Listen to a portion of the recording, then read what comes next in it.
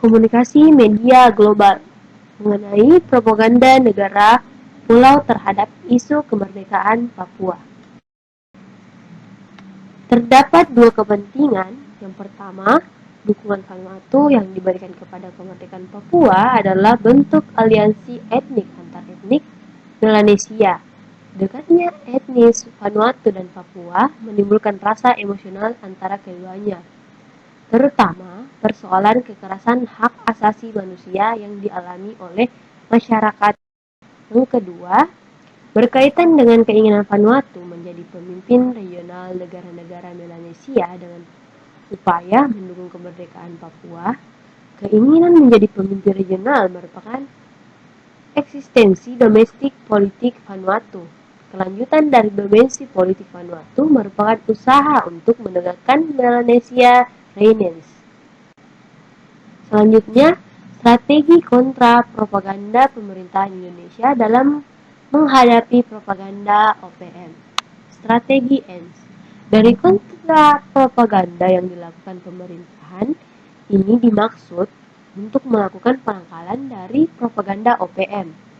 Tujuan kontra propaganda tersebut adalah untuk membantah segala tuduhan dan fitnah Papua Merdeka yang telah diamanatkan kepada Indonesia terhadap negara-negara MSG dan dunia internasional.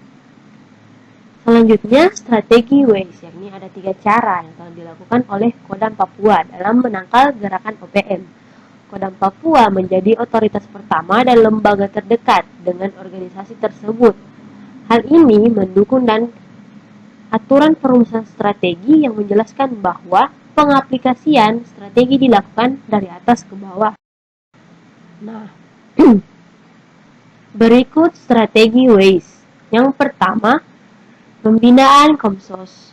Kodam melakukan atau melaksanakan komunikasi sosial dengan seluruh elemen masyarakat yang ada di Papua. Dalam pelaksanaan strategi tersebut, pemerintah berusaha untuk menyentuh unsur kedekatan dengan masyarakat Papua, sehingga mereka merasa bahwa pemerintah hadir di tengah mereka.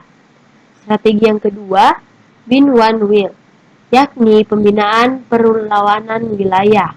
Kodam melaksanakan pelatihan kepada seluruh masyarakat Papua seperti sosialisasi wawasan kebangsaan, wawasan Nusantara, dan bela negara secara terprogram. Pelatihan pramuka bagi anak-anak sekolah. Untuk strategi ketiga, Bin Bakti TNI. Pembinaan Bakti TNI Angkatan Darat dengan melaksanakan karya bakti dan TNI Manunggal membangun desa di Papua. Kodam dan Kodim bekerjasama dengan Pemda membangun perumahan tempat peribadatan untuk masyarakat. Strategi selanjutnya, elemen means. Dalam melakukan cara-cara soft power sebagai pendekatan, pemerintah Indonesia membutuhkan sarana dan prasarana dalam mencapai tujuan. Sarana prasarana yang digunakan pemerintah Indonesia antara lain Base Outsus, Kementerian Pertahanan, Kementerian Luar Negeri, Kementerian Komunikasi dan Informasi, BIN, BAIS, dan TNI atau Polri.